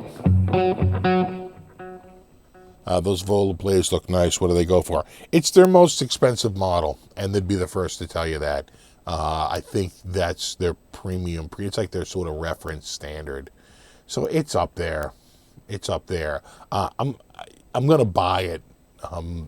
We're just sort of figuring out how bad am I gonna, how much is it gonna cost me, really. But the guitar I'm getting is one that I played at the NAMM show and really dug. So if you play their the Vola Aries, right? That's got a neck thickness at the nut, or the first fret, of 20 millimeters, right? When you go to the Blaze X, the Blaze X, which is like a medium C. That jumps up to 22 millimeters. Oh, awesome, Robert. Great. Hey, what's up, Ken? Right, so it's a much thicker neck, right? It's 2 millimeters thicker. This splits the difference. It's not as thin as the Aries neck or the Luna neck, right? Those are both the thinner, that's the shred necks, right? The Blaze X is a thicker neck, right? And this is right in between. It's what I call the Goldilocks zone, right? It's right in between. It's not quite as thick as the Blaze X, but it's a little thicker than the Aries and the Luna, right? Here's what I like about it. It is just a hair thinner side to side, and that for me makes all the difference. Like this, I love this side to side. This has got a good side to side feel to it. The wider they get side to side, which is why I'm a little worried about Paul Reed Smith, because he literally puts wide right in the goddamn name. When I see wide fat and wide thin and wide, I want a wide neck, right? I don't want that. I like narrow necks. I don't mind thickness front to back, but side to side, we don't get along. That's the one thing I don't care for, right? Knowing my playing all these years, that's the one thing I don't like. I don't like side to side width. So that's where I think the Blaze versus the Blaze X or even the Aries was a good match for me. And I played it there at the Vola booth through a, I think it's called the Next Tone or something like that. It's by Boss. The amp sounded killer. At least the tone they had going that moment sounded amazing. I won't be at Texas, sadly. Oh, Robert, yeah, I'm going to Texas. I can't wait to see you at NAMM, but we will miss you at Nashville. I will have an extra portion of brisket in your honor.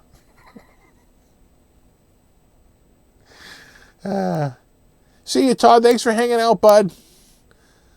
Yeah, see, now Green Meanie likes a wide neck, and that's pretty common, especially in the 80s.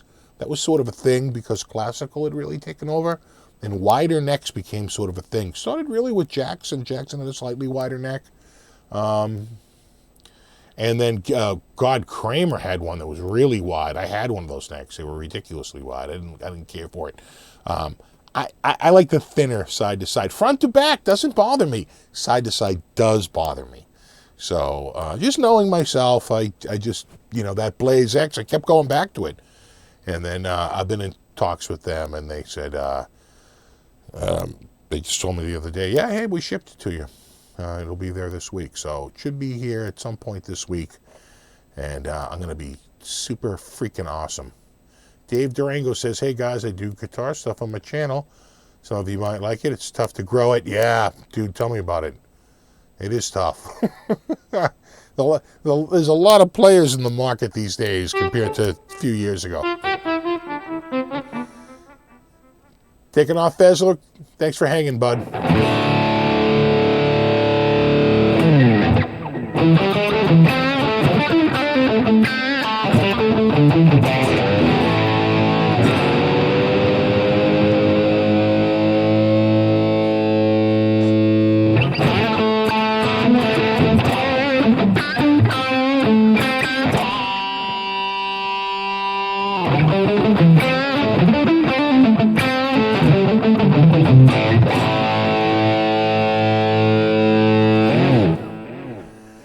Was that Kramer a gift from the company? The artist pricing, it practically is a gift. It's going to cost me probably a few beers, a few beers worth of money. Yeah, well, there's going to be a few beers, but that's okay. I'm all too happy to lay out a few beers for it. I do love the Kramer, though. It's freaking awesome. Look at me. Be out here like freaking just looking in the... I gotta get another keyboard over here while Rick Wakeman this shit. I want more Crazy Train.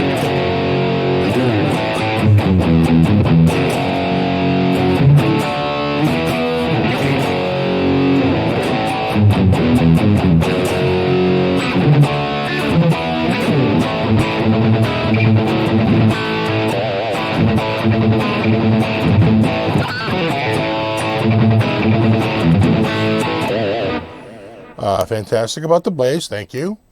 Looking forward to seeing it, man. Absolutely. My Lynch Sig ASPs have very wide necks, about 3 1/4 than that. Yeah, it was a thing. It really born out of the 80s. And you got to remember that I don't have I have big hands, but it's mostly palm. So I put my fingers at the edge of the neck. I don't have my palm up in the middle of the neck like that, right? I have it here. Most people do. They put their neck right about here. So I don't have particularly long fingers to get to the other, right? So the side to side, especially if I want to do something where I'm wrapping my thumb around. Again, the thinner side to side really seems to work for me. Your mileage will vary. Ebony fingerboard? Yeah, this is an ebony fretboard. Right? Yeah, that's ebony. The EMGs with EMGs. Yeah.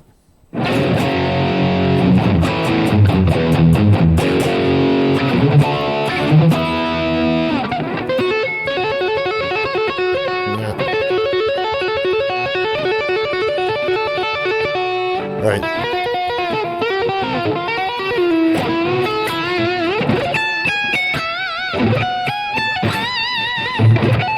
That's something I got.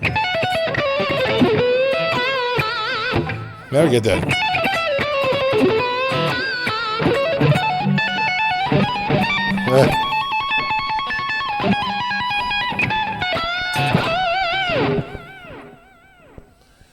I had a Pro Pacer Custom 2. My friends always wanted to play it, flip-flop red. Yeah, they made a flip-flop red, and they made a flip-flop blue, and maybe a flip-flop white, if I remember correctly. Definitely a blue, definitely the red.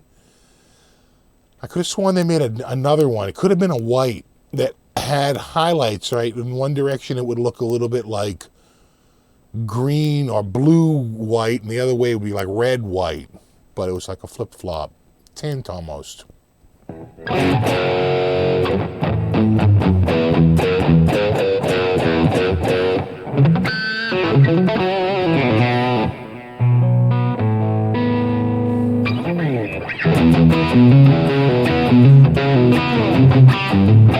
That's it.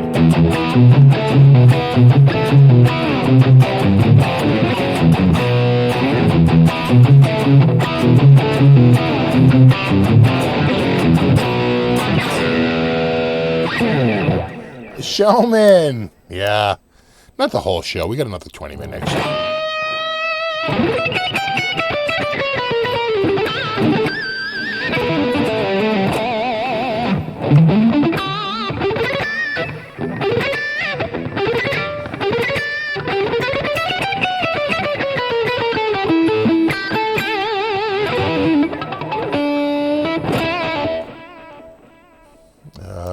Hey, Steve, can you describe the kind of original guitar-based songs you've written?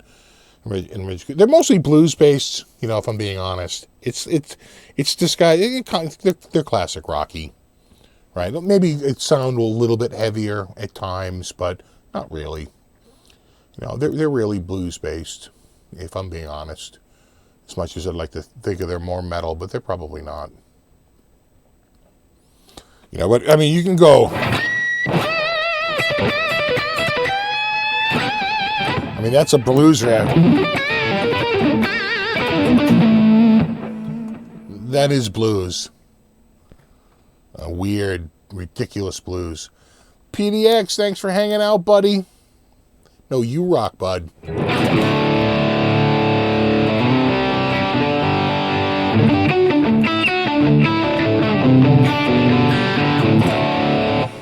Did you guys deal BC Rich? No, we weren't a BC Rich dealer. Yeah, that was one brand we didn't carry. And I tell you, they got hot in the late 80s. Early, like 1990 was a good year for BC Rich. They were sort of the hottest guitar for like that year. They were doing pretty well. 89, 90. They were doing pretty well. I remember because the kid who worked at the store as the cleanup guy, he came in like one day a week to clean up. And he he saved up all his money from working at the job and went to like another music store because we didn't carry BC Rich. He wanted a BC Rich bass. Oh my God, they were livid.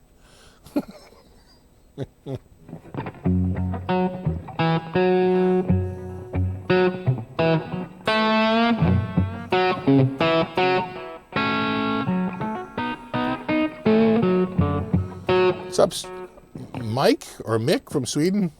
No, you're the blues.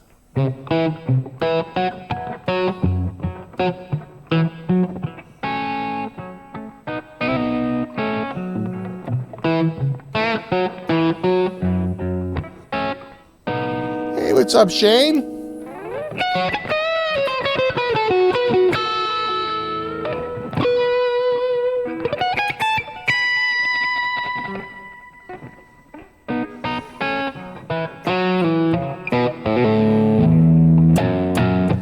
Steve, what case strings do you use? Mostly 10s, sometimes 11s, if I'm really feeling froggy. And once in a while I'll use 9s, usually on an Ibanez guitar. Some of my Ibanez I'll use 9s.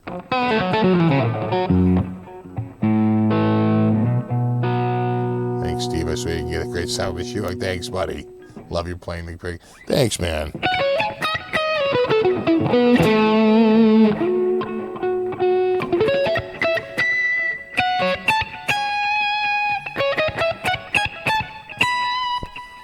Have you ever played the ST3 model? I don't know if I know that one. Is it a Kramer? Kramer ST3? I don't know if I know that one. Break out the double neck. Double neck's actually in the way back. Yeah, it's neck through on the SM1. The old neck through. I gotta stand back. It's too over here. It's all blown out from the lamp. I love lamp. I love lamp.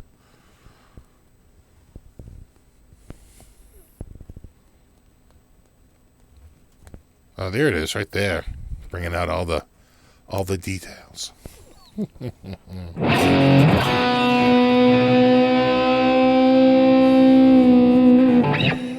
Oh, BC Rich, right? ST3. Yeah, right. Yeah, right. Yeah. I probably have. I'm trying to think of what I like for the I like the Rich Bitch and the Mockingbird, right? Those are the two shapes I sort of dig. Those Rich Bitches back in the day were like $1,200. $1,200 in 1982 was like, what, $4,000 today? They were not cheap. Yeah, BC Rich made an ST. Yeah, BC Rich, you're right.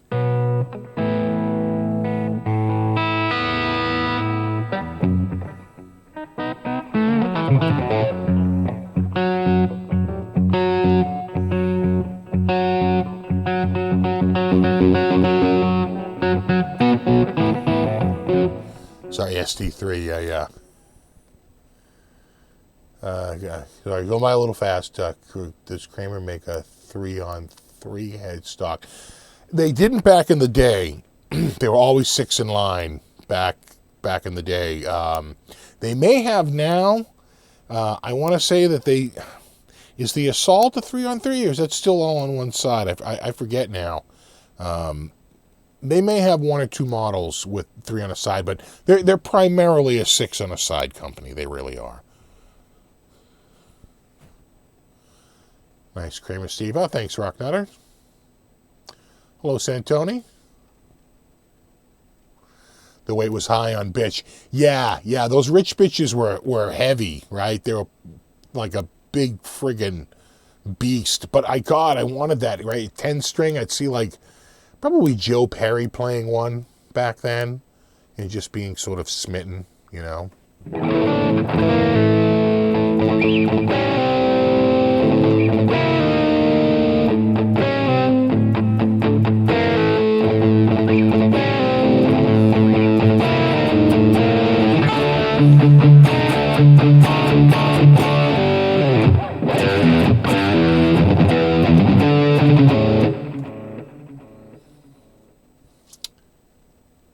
love the 10-string BC Rich Dave Mustaine had in Megadeth. Yeah, right. He would do a 10-string, right? So you wouldn't double the low strings, only the high strings. It's pretty smart.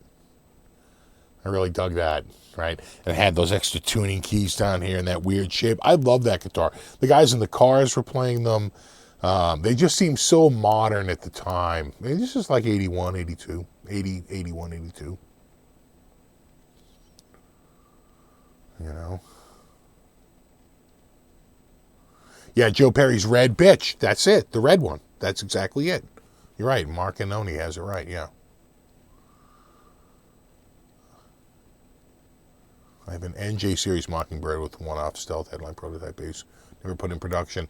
Yeah, BC Rich has a lot of stuff like that, right? Sort of like one-offs and weird stuff out there. And someone was just asked, who owns BC Rich now? I don't know. I don't know what's going on with them. Tone King would know much better than I would. He seems to follow their saga a little more closely than I don't know much about what's going on with them. Did you see Steel Panther came out with the Poontang Boomerang? They must have made a mint off that friggin' pussy melter pedal. And they're like, let's see if we can do it again.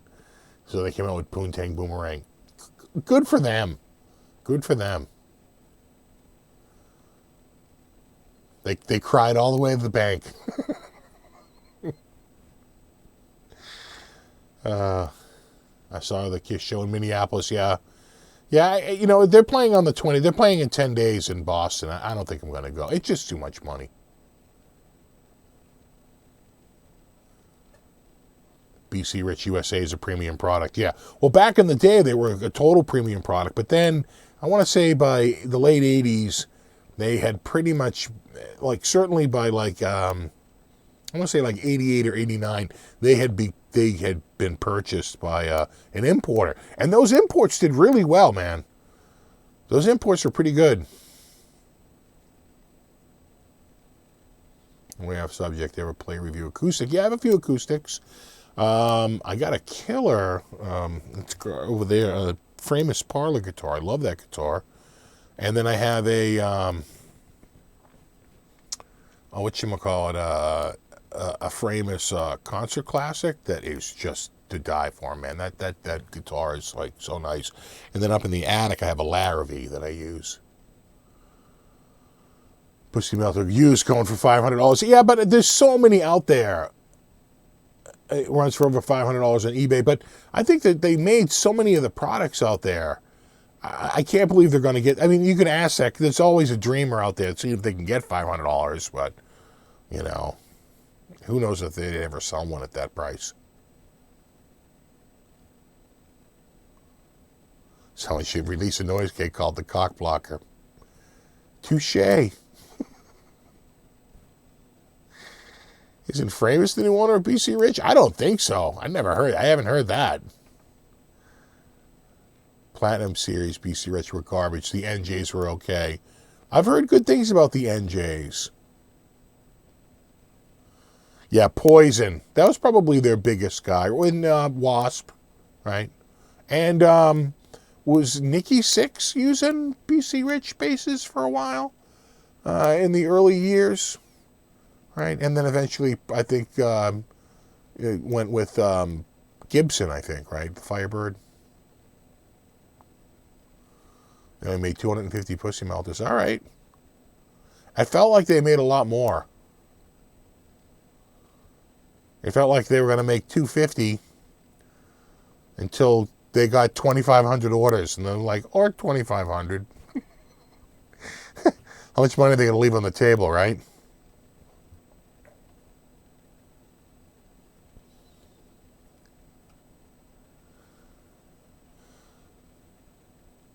Lars Petro Design 87 is essentially the sound of Steve from Boss. Okay. So like a distortion. I like that one.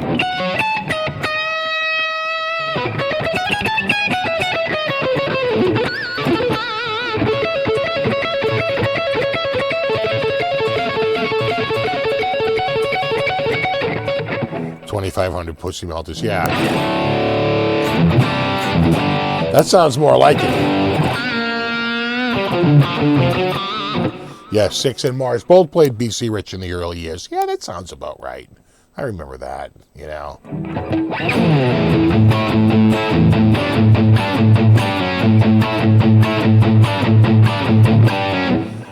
Do you still have the Kramer acoustic? I do. In fact, I just got these. Some shims from Stumac. See those? Oh, shiminy do. Shimshery. Yeah, these are for, it's a bolt-on neck. It's got a little bit of high action.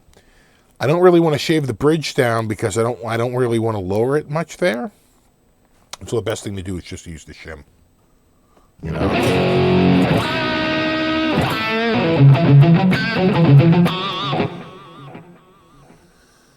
You know, I read the Pussy Melter was banned for resale on Reverb. Yeah, I think that's exactly what it was. They said they didn't like it. It went against their terms of service. But they sell the Big Muff and the Swollen Pickle.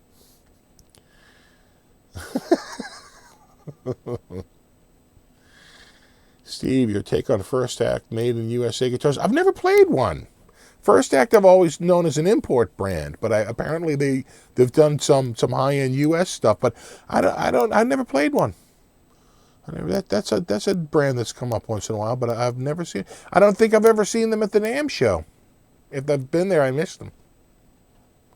What's up, John Doe? Yeah, these are pricey. These are like $22, but they get $10 for shipping. I bought them off of Amazon, right? If you go to so I went to their website. I went to Stumac's website, and they get $21 and $10 for shipping. It was $32 for these 3 slivers of wood. It's nice work if you can find it. Jesus. I'm going to say, ouch. I know. Fast show, right, Peter?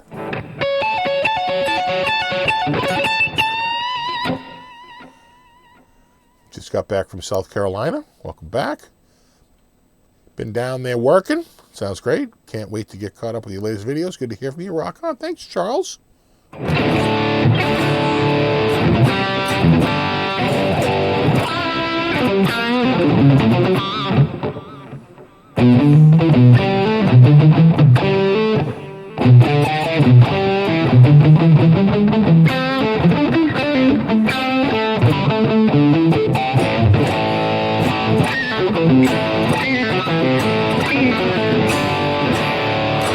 Yeah, they do break easy. You got to be real careful with those. If you're going to try and shape it at all, you're much better off to sandwich it between a couple of pieces of wood and work on it that way. You know, you can't, there's not a lot you can do with those when they're out like that. I'd almost put it in a paper cutter, you know.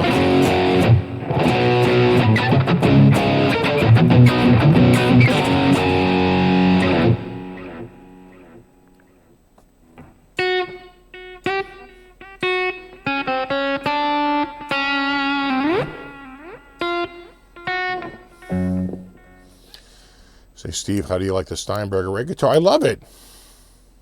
I love it, man. I think it sounds good. It's right over. It's right there. It's right. You can see it. It's right there. Right there.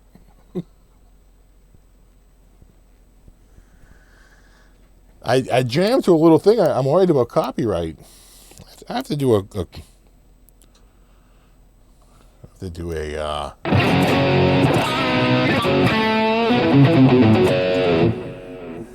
have to do like a jam with that sometime. But I worry if I do it, I'd get copyright strike, you know. I haven't striped it yet. I want to do a review on it before I stripe it. You know. Like 10 Alder veneer sheets for 9 inches by 9 inches for like $7. I know, I should have just done that. The difference is these are tapered, right? It's a little bit of a taper.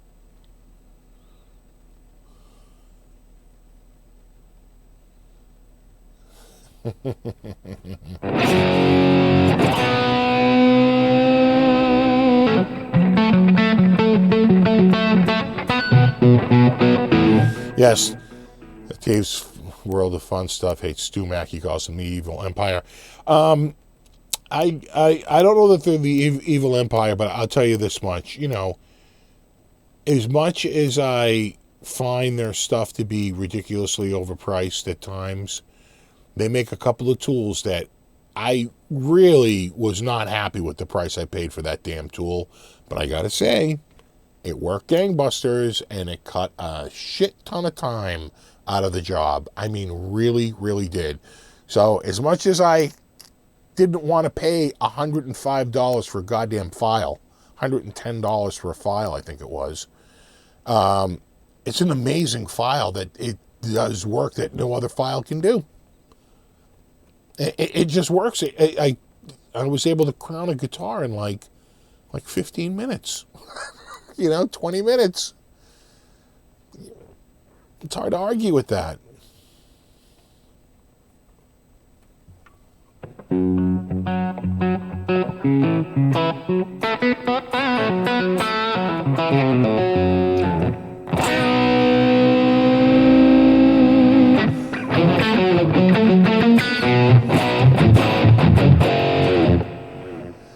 All right, well, it's 8:58. We should probably start wrapping it up.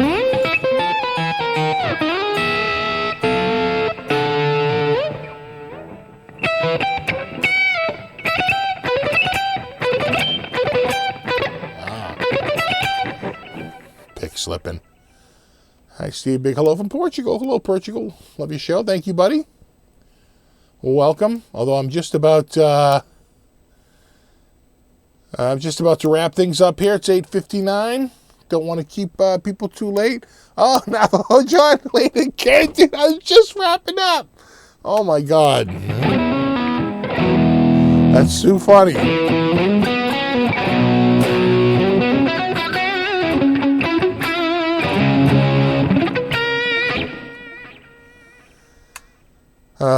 But I should wrap it up because my family is sequestered on the second and third floor, so they're probably looking to come down and go to the kitchen.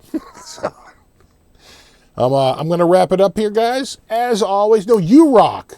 No, you rock. I will be wrapping it up. We'll see how nice this Vola looks on. Keep an eye on social media. Should be showing up, I think, Thursday or Friday this week. If it's too crazy that I can't contain myself, I'll do another live show next week. But most likely it'll be on the 6th, which would be 1, 2, 3 weeks from now. It feels like a long time away. I don't know if I can go that long without a live show. So there you have it. All right, dudes. Thoughts on the EVH Wolfgang Standard? Pretty good guitar. Sometimes you can find the used around $450, $500 on the special for the used ones. And if you can get one around there, you might want to go with the special over the standard. Standard's not a bad guitar. The special is definitely a little nicer. And sometimes there's a little crossover there, and you might be able to get into a special for what you'd spend on a standard. A high cost standard, you might be able to get a low cost special. Just something to think about. But there's nothing wrong with the standard. Make a good guitar. Certainly look wonderful. Okay, I'm scrolling up. I appreciate everyone hanging out tonight. Super duper extra thanks to Terry and all the mods that helped mod tonight. Super, super duper appreciation to everyone who contributed tonight. I really appreciate it. Don't forget to like, comment, subscribe. And we'll see you in a couple of weeks. Maybe I'll do one next week if the Vola shows up, and then it would be 2 weeks until my next one. Maybe that's how we'll do it. So a lot of Saturdays this month. It's a 5-Saturday month this month. But all right, dudes, there you have it. No, you rock. I'm out of here. You rock, and I will see you in the next one. And we out.